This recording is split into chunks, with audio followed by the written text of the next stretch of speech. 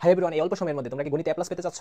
তাহলে এই ভিডিওটি তোমার জন্য। প্রতিটি অধ্যায়ে টাইপ ভিত্তিক সিকিউ এন্ড এমসিকিউ এবং 2013 থেকে 2024 সাল পর্যন্ত অল বোর্ড কোশ্চেন সমাধান এবং এগুলো ডেডিকেটেড ভিডিও ক্লাসের মাধ্যমে সলভ করা হয়েছে। যেভাবে ক্লাসগুলো সাজানো হয়েছে এর থেকে তোমরা 100% কমন পাবা।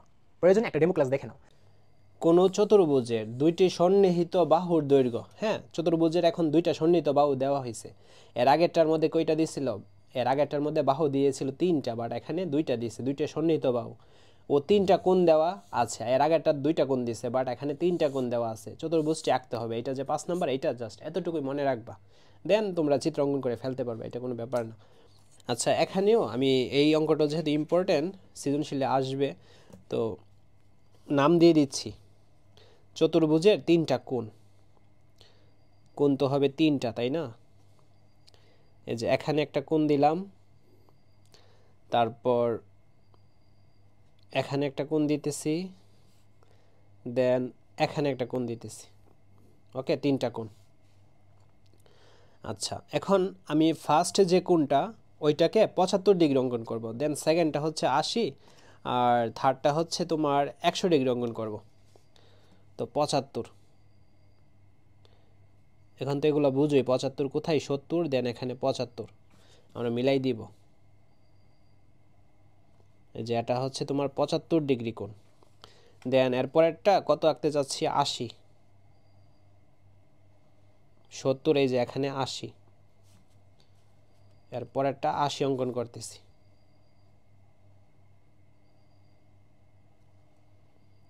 এই যে দেখছো 80। দেন এরপরেরটা আঁকবো 100 ডিগ্রি। এই যে 80, 90, 100, দেখছো এরপরেরটা হচ্ছে 100 ডিগ্রি।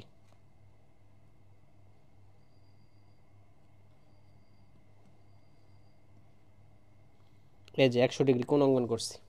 তো এইটাকে এক্স দিচ্ছি, এটা ওয়াই, আর এইটা কি, এটা হচ্ছে জেড। 3টা কোণ আঁকলাম। দেন আমাদের কি বলছে? 2টা সন্নিহিত বাহু বলছে। তো সন্নিহিত বাহুগুলাকে যে কোনো একটা সাইডে দিতে পারি। তো সন্নিহিত বাহুগুলাকে যে কোনো একটা সাইডে দিতে পারি। সন্নিহিত বাহু কি নিতে পারি? সন্নিহিত বাহু একটা 5 আর একটা 3.8 বা 3.8 নিয়ে ফেলি, হয়ে যাবে। তো সন্নিহিত বাহু একটা 5 আর একটা নিচ্ছি 3.8। এগুলো কিন্তু মুখস্থ করার দরকার নাই, ঠিক আছে?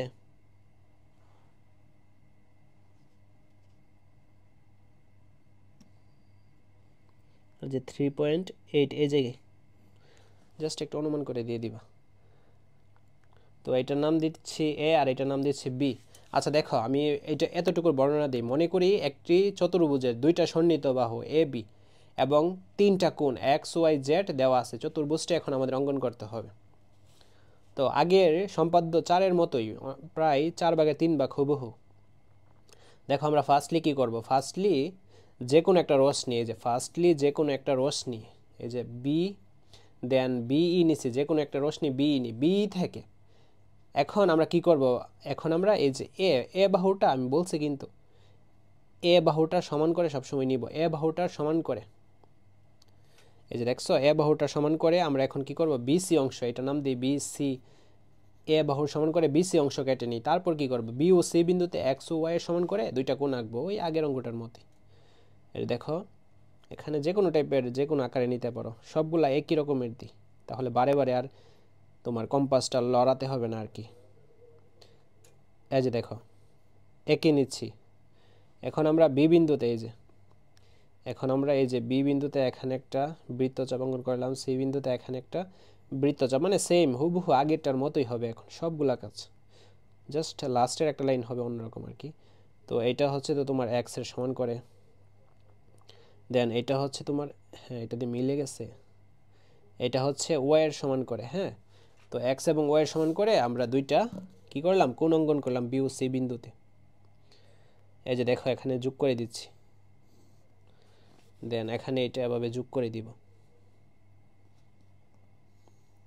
এই যে যোগ করলাম। আচ্ছা, এগুলো নাম দিয়ে দিই, এটা হচ্ছে এক্স, এটা ওয়াই, দেন সি বি এটা দিচ্ছি এফ, বি সি এটা জি রাখি আগেরটার মতো। দেখো সব কিছু আগেরটার মতো হুবহু সেম। তারপরে কাজটাও সেম হবে। আমরা এরপরে কি করেছিলাম, এর আগের অঙ্কে এই যে বি এর সমান করেছিলাম না, বি এর সমান করে এই যে বি এর সমান করে বিএফ থেকে বি এর সমান করে এই যে এ অংশটা কাইটা নিচ্ছি, হ্যাঁ এইটার নাম, এইটা আমি দিচ্ছি এ। তো বিএফ থেকে বি এর সমান করে এই যে এ বি অংশ কী করছি, কেটে নিচ্ছি। তারপর এর আগের অঙ্কটার মধ্যে আমরা আরেকটা বাহু ছিল, যার কারণে আমরা এখান থেকে এভাবে কাইটটা দেন যোগ করে দিয়েছিলাম, আমাদের চতুর্ভুজ হয়ে গেছিলো। এখন তো আমাদের এখানে আর কোনো বাহু নাই, অপশন নাই, কিন্তু আমাদের একটা কোণ আছে, এই যে জেড কোণটা রয়ে গেছে। এখন জেড কোণের সমান করে আমরা একটা কোণ অঙ্কন করে দিব এ বিন্দুতে, তাহলে হয়ে যাবে। এই যে দেখো এ বিন্দুতে জেড কোণের সমান করে একটা কোণ অঙ্কন করতেছি, এই যে দেখছো, এই যে কোণ অঙ্কন করতেছি। আর পরীক্ষার মধ্যে বলেই দিবে কোনটা কত ডিগ্রি কোণ, তো এগুলো নিয়ে প্যারা খাওয়ার দরকার নেই। এখন আমরা কি করব, কোণ যে অঙ্কন করলাম এই কোণটাকে আমরা এখন যোগ করে দিব, হ্যাঁ এই যে সিজি যে এই বাহুটার মধ্যে বা এই রেখাটার মধ্যে আমরা যোগ করে দিব। এই যে দেখো যোগ করলাম, দেখো এটার নাম আমরা দিচ্ছি ডি। তো এখানে আলটিমেটলি কাজটা কি হচ্ছে দেখো, এ বিন্দুতে কোন জেটের সমান করে, হ্যাঁ এ বিন্দুতে কোন জেটের সমান করে আমরা কি করছি, এই যে কোনটা, এটার নাম কি, এটার নাম আমরা কি দিতে পারি, বি এ। দেন আমরা আচ্ছা একটা কাজ করি, আমরা এখানে এটার নাম আমরা এইচ দিই, বি এ এইচ, হ্যাঁ বি এ এইচ কী করি, বি এ এইচ অঙ্কন করি, মানে এই যে বড় বাহুটা, এই বড় বাহুটার নাম এইচ দিতেছি, এটা মনে রাখো, বি এ এইচ অঙ্কন করি। তারপর আমরা কি করছি, তারপর আমরা এই যে এ এইচ যে রেখাটা, এটা সিজিকে, হ্যাঁ সিজিকে কি করছে, সিজিকে এই যে ডি বিন্দুতে ছেদ করেছে না, এই যে বিন্দুটা এটা নাম দেওয়া হয়েছে ডি, এই যে ডি বিন্দুতে ছেদ করেছে, বুঝছো, ডি বিন্দুতে ছেদ করেছে। এখন ছেদ করার পর কি হয়েছে, এ বি সি ডি একটা কি উদ্দিষ্ট একটা চতুর্ভুজ হয়েছে না, বুঝতে পারছো। তো এই যে দেখো এখানে এর লেখাটা দেখো, বর্ণনাটা দেওয়া আছে, মনে করি একটি চতুর্ভুজের দুইটি সন্নিহিত বাহু এ বি এবং তিনটি কোণ এক্স ওয়াই জেড দেওয়া আছে, চতুর্ভুজটি আঁকতে হবে। অঙ্কন দেখো, যে কোনো রশ্মি বি থেকে এর সমান করে বিসি অংশ কেটে নিই, বি ও সি বিন্দুতে কোণ এক্স ও ওয়াই এর সমান করে যথাক্রমে কোণ সি বি এফ ও বি সি জি অঙ্কন করি। আমরা দেখছি বি এফ থেকে বি এর সমান করে বি এ অংশ কেটে নিই, এ বিন্দুতে কোণ জেড এর সমান করে বি এ এইচ অঙ্কন করি, এ এইচ ও সি জি পরস্পরকে ডি বিন্দুতে ছেদ করে, তাহলে এ বি সি ডি কি উদ্দিষ্ট একটা চতুর্ভুজ, বুঝতে পারছো।